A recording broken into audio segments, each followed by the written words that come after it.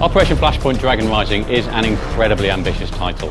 You're going to see an open world the size of which you've never seen before.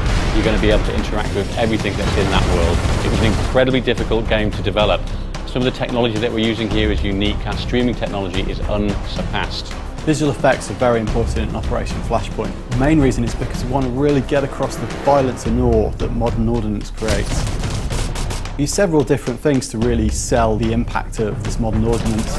The main one is our particle effects, and we have a custom written tool that lets us rapidly iterate and create many effects. We've got around 200 in the game at the moment. Some of these effects might be a burning tank, a huge explosion caused by off-board support, artillery for example. We've also got lots of different impact effects for bullets striking all sorts of different surfaces.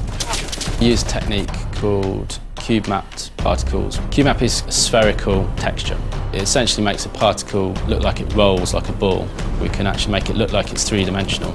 Something as simple as smoke comes in lots of different flavours in our game. You've got smoke grenades which are used to cover infantry when they're assaulting, and then you've got things like smoke plumes from burning tanks which stay in the environment for quite some time. In Flashpoint, smoke can obscure various different targets including yourself. This is great for stopping laser rangefinders as well. Also, there are various different coloured smokes.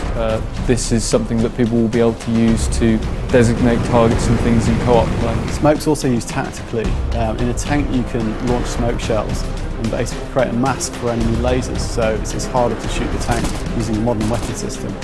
Of course, we've modelled things like thermal vision systems.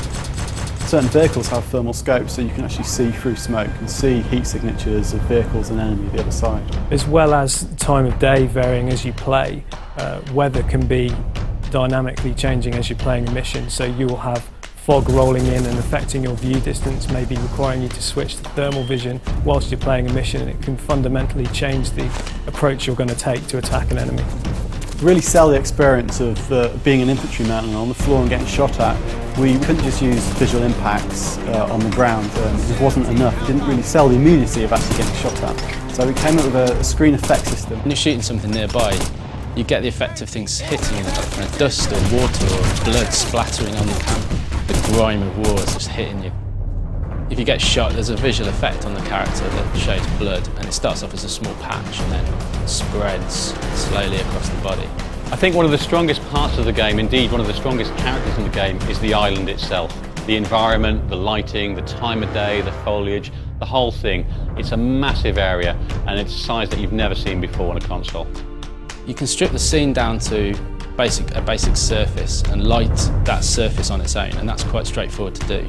So we start with deferred lights, then we add ambient light with occlusion and directional lighting, followed by surface diffuse and atmospherics. Finally, we treat the scene with a post-process. All these layers combined help to create the immersive experience of Operation Flashpoint Dragon Rising.